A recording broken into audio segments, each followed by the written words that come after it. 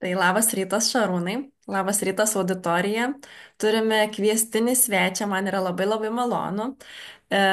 Šis žmogus yra ypatingas tuo, jog jau ovacijomis, aplodismentai, man yra ypatingas tuo, jog tinklinio marketingo versle yra vyras.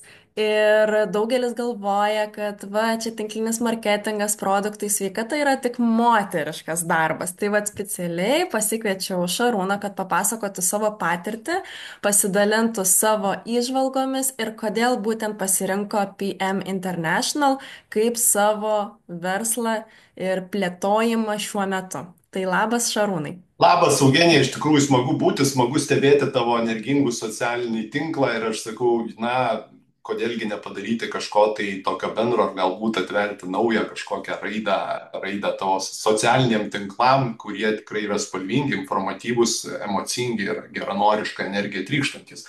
Ačiū. Geras klausimas ir apie tai, žinok, nesu kalbėjęs dar niekada, įvairiom temom kalbėjęs, nes labai dažnai klijuojama etiketė, tinklinė rinkodara yra, tipo moterų daugiau. Ir iš tikrųjų, jeigu jūs ateisite į pristatymą, jeigu jūs pasižiūrėsite auditorijas, tai ten pamatysite, tikrai vyraujančias moteris.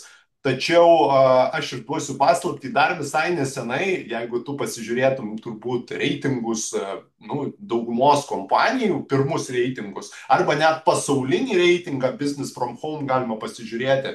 Ten dar nesenai vyravo vien tik vyrai. Tai paprasčiau sakant, didžiausius čekius ir pinigus čia uždirbo būtent vyrai. Dabar be abejo situacija keičiasi, laikas turbūt, dabar visi gali viską ir moteris daro vyriškus darbus, o vyrai daro moteriškus darbus. Galbūt tai iš šio laikmečio palikim istorijai, tai nenagrinėkim šitų dalykų, bet vis dėlto pinigai yra daugiau gal vyriška energija, tai ir aš čia neužsiemu kokiu seksizmu ar kažką tai lyčių kažkokiu dalinimu, aš tiesiog sakau, kad turbūt istoriškai vyras sumedžiodavo žvėrį, atneždavo jį namo ir moteris jį gal nedorodavo, gal paruošdavo maistui ir laukdavo vyro savo namuose tam, kad jisai pailsėtų galbūt po medžioklės. Ir tai nereiškia, kad buvo vienas stipresnis, kitas silpnesnis, jokių būdų. Tai reiškia, kad iš jų būdavo harmonija. Tai yra harmonija, kur vienas papildo kitą.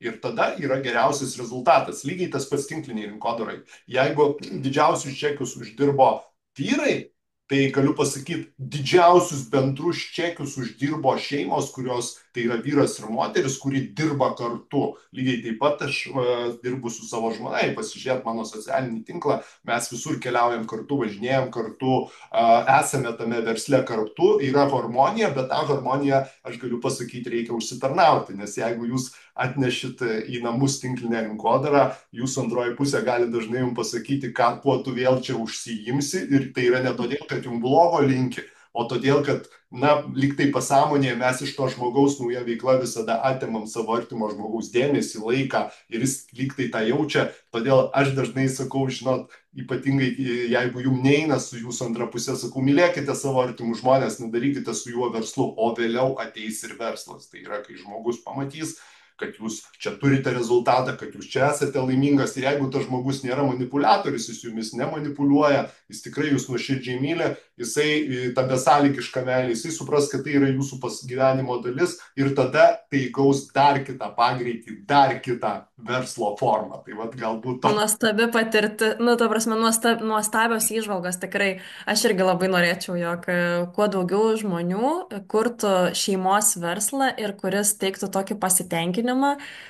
O kas liečia sveikatos temą, tai aš suprantu, jog kadangi moteris labiau mėgsta ir jos yra sukurtos, kad rūpintųsi kitais, tai sveikatos tema ir yra, kad rūpintis kitų sveikata. Ir aš bent jau asmeniškai labai jaučiu, kad realizuoju savo tą potencialą, nes turiu didžiulį norą padėti kitiems, taip kaip savo padedu, taip ir kitiems. Kaip ir užsiminiai, vyrai didžiausius čekius gauna, o jeigu šeima, tai iš viso labai super. Taip, tai norėjau dar tavęs paklausti, kodėl būtent pasirinkai, Šarūnai, PM International ir kiek laiko tu čia esi? A, irgi klausimas, į kurį galbūt atsakinėjau, bet kuo toliau, tuo man į jį sunkiau atsakyti, nes be abejo rezultatai kalba dažnai patys su save ir tu jauti, kad tu ten esi, bet kai aš čia atėjau 23 metų spalio 3 dieną, rytoj kaip tik beje bus 3 metai, 2 metai, atsiprašau. 2 metai, Du taip. metai, 2 metai, jo, 3 jau skubu gyventi. Tai rytoj va, kaip tik bus 2 metai per savo, kodėl atsimenu, dėl to, kad per savo gimtadienį aš ten atėjau ir man tai tokia, nežinau, vat, jeigu kažkas ten viršų yra, tai turbūt pas juos yra didelis humoro jausmas, nes tokią dieną padovanoti iš tikrųjų tai, kas tau teikia, pakeitė tavo gyvenimą, tavo finansinį pusę, nu daug ką iš principo, čia galima ilgai kalbėti. Bet aš va čia galbūt ir vyriška ta pusė ir sužaidė, nes, žinai, skaičiai jie niekada nemeluoja. Tai yra, kai tu nesiginčini su skaičiais, nebijai paleisti tai, ką tu esi jau sukūręs. Aš 7 metus kūriau, stačiau verslą kitoje kompanijoje ir tikrai dėkingas tai kompanijai, nes aš ten užaugau, dėkingas žmonėm, kurie ten buvo, jie mane užaugino. Tačiau jeigu vienu momentu aš nebūčiau visko, na, kaip pasakyti, paleidęs vėjui, jei taip galima pasakyti, tai neturėčiau šiuo metu, na, turbūt daugiau negu 10 kartų didesnį čekį vos per 2 metus. 7 metus sėdėdamas ant atsarginio suolelio. Ir reikėjo 7 metų tam, kad per 2 metus gauti, na, 10, netgi daugiau negu 10 kartų rezultatą, kurį aš dabar turiu. Tai yra ir rezultatas, 6 kelionės, automobilį, pensijų programą, daug, daug. Ir svarbiausia, dar yra pas mane komanda, kurioje tokių žmonių, kaip pavyzdys, vat, galiu pavardinti skaičiais, tik tai 1000 eurų turi dabar kokia 30-40 žmonių, 2000 ir daugiau turi apie 8-9 žmonės, dabar vat, naujų atsiranda, 5000 ir daugiau, dabar jau tuoj turės 4 žmonės. Tai viso labo per 2 metus, vat rytoj bus 2 metai. Tik per 2 metus Tik per du toks augimas. metus. Tai va, Tai tai tu tai nori pasakyti, jog Lietuvoje tai yra visiškai šviežias projektas ir dar rinka yra tuščia. jo, tai jeigu pasaulyje tai yra 3 milijardai, tai Lietuvoje dalis didžioji dalis Europos, UK, vat, Britų salyne, įsivaizduokit, kad pavyzdžiui Airijoje parduodama tiek, kiek Panevėžy Lietuvos. Maždaug už 50 000 eurų. Sunku UK patikėti. visose Britų salose yra parduodama tiek, kiek per pus mažiau negu Lietuvoje. Ir tai, jeigu Lietuvoje paklausti iš 10 žmonių, 7, kokie 6 nežinos, kas tas Fitlinas yra. Dėl to, kad tai yra paprasta. Tai veikia greitai ten, kur reikia, kiek reikia. Ir tai yra du pakiukai. Tai va, nesiginčyti su skaičiais, pasižiūrėti tendencijas, pasižiūrėti reitingus. Aš tiesiog vieną dieną atsiverčiau Business from Home, yra toks puslapis kompanijos, kuriuose yra 20 000 visos pasaulio kompanijos reitingas ir tu tiesiog žiūri, yra kažkoks PM'as, kuris kas metai kyla, niekas apie jį nieko nežino ir pasirodo, kad jie turi atstovybę Vilniuje. Tai va, ką tai reiškia? Tai reiškia laiko klausimas, kada tai bus. Nu, ar su tavim, ar be tavęs. Tai va, taip aš čia ir atėjau, po to aš pabandžiau produktą, produktas puikus, aišku, tuo metu nebuvo nieko, mes kūrėme atsiliepimų grupės, mes kūrėme prezentavimo sistemą, mes kūrėme mokymo sistemą, verslo partnerių grupės, kur suteikiama informacija. Iš principo visą struktūrą reikėjo pastatyti iš naujo. Nu, ne iš naujo, nuo nulio pastatyti. Nuo nulio. Lietuvių kalba, Lietuvoje būtent, ar ne? Nuo nulio. Ir va, taip viskas tas pradėjo. Šiuo metu mes turime Lietuvoje apyvartą per 500 000 per mėnesį ir tai yra įspūdingi skaičiai. Tai yra, ir tai vis auga. Tai aš nebejoju, kad jau šiuos metus turbūt baigsime kaip numeris 1 kompanija pagal apyvartas, nes šiuo metu PM-as Europoje yra numeris 1 pasaulyje, pagal apyvartas pasaulyje yra 6.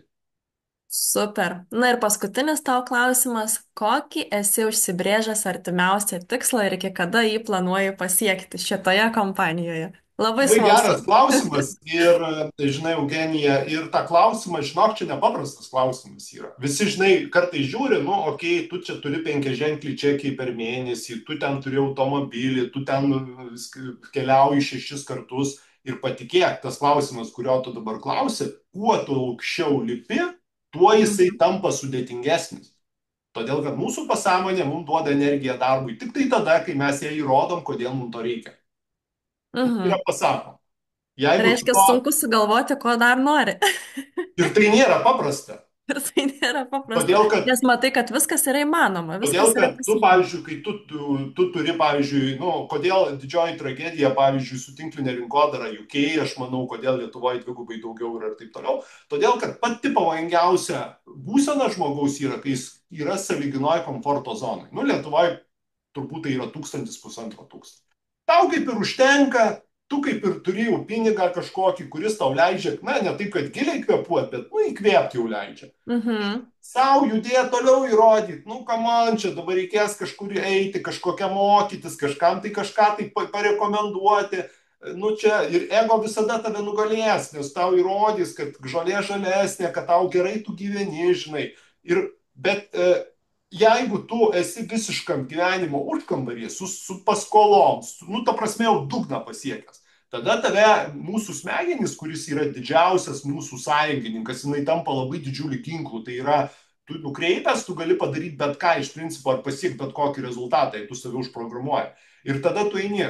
Jeigu tu esi sąlyginoj komforto zonoje arba turi, vat, pavyzdžiui, pajamas, vat, nu, okei, dabar, tarkim, tu jau turi tinklį rinkodaroj 1000, nu, 2–3 tūkstančius, tai tau Lietuvoje tau leidžia, nu, ne tai, kad oriai gyventi, bet jau leidžia gyventi. Nu, va, mhm, ir įrodyt, kad tau reikia 5–6, tai jau yra reikalų. O jeigu tu turi 5–6 ir tau įrodyt, kad tau reikia 12–15, čia yra dar didesnių reikalų. O ten dar didesnių, tu turi taip. tiesiog pradėti mąstyti globaliai. Kaip tai darau aš? Man tokia kažkada tai mano sponsorė iš Estijos padovanojo knygelę, jinai labai prabangi, beje, yra tokie puslapiai geltoni ir aš galvojau, kokį jai pritaikymą rasti, nes man net ją rašyti buvo gaila, žinai, pradėti. Mhm, taip. Tai ir aš pradėjau ją rašyti datom tiesiog, kas yra man reikalinga, aš jos tačiau beveik ketvirtį esu prirašęs, įsivaizduok, kad atsikeli ryte kartais ir tu rašai tiesiog, kada tu ką nori pasiekti, turėti galbūt, ir jeigu tik pasieki, uždedi raudoną, vat, kada tai buvo įgyvendinta. Tam, kad, Mhm. tam, kad Čia save raudonas šauktukas, ar ne, kaip Jo, tai atkreipia yra nu, dėmesį? padaryta, va tokia data A, padaryta, pasiekta, va čia va kvalifikacija tam tikra pasiekta ir taip toliau. Tai aš kaip ir va, tu minėjai, tu turėjai tam tikrus savo ambicijas, tam tikras norėjai pasiekti, tu pasiekiai, lygiai prieš metus aš irgi save užprogramavau, kad va, aš noriu tokios tai kvalifikacijos, tai reiškia, kad komisinis tai yra 5-ženkliai skaičiai ir ta kvalifikacija buvo uždaryta praeitą mėnesį, kaip tik. Na ir dabar atsirado buvus tokia šiek tiek tuštuma, todėl kad reikia toliau kažką savo įrodyti, o kuo toliau, tuo yra sunkiau, kaip minėjom. Tai va dabar mes tų klausimų stipriai dirbam, aš manau, kad šiuos metus tai bus be abejo gruodį bus jau sekanti kvalifikacija, tai turbūt 500 000 eurų komandos apyvarta. mhm. Ir mes tų klausimų be abejo su komanda, čia ne vienas žmogus darbas yra stipriai dirbam. Ir be abejo, ką tu savo pasakai, jeigu iš tikrųjų tu tai savo užsiprogramuoji. Tačiau, žinai, kas, Eugenija, čia reikalingos dvi sąlygos. Tai Mhm. neturi būti kažkam kažko įrodymas, nu, kad tu tipo žinai. Jeigu tai įrodymas kažkam, Prieš kitus turiu menį. tai neveikia iš karto, tai bus atimta iš tavęs. Ir tai neturi būti auka, kad va, aš koks čia, žinai, tai to, yra įrodinėjimas ir aukos buvimas. Tai va, jeigu tu ne ten, o aš tai darau tik grinai dėl saviugdos, mane tai augina kaip asmenybę, tai augina komandą mano kaip asmenybę, tam tikrus asmenys augina kaip asmenybės ir aš tuo labai džiaugiuosi ir didžiuojuosi, tada viskas tai juda. Super. Tikrai įkvepiantis pokalbis, Šarūnai. Ačiū tau labai ir iki kitų susitikimų. Ačiū, Eugenija, buvo smagu.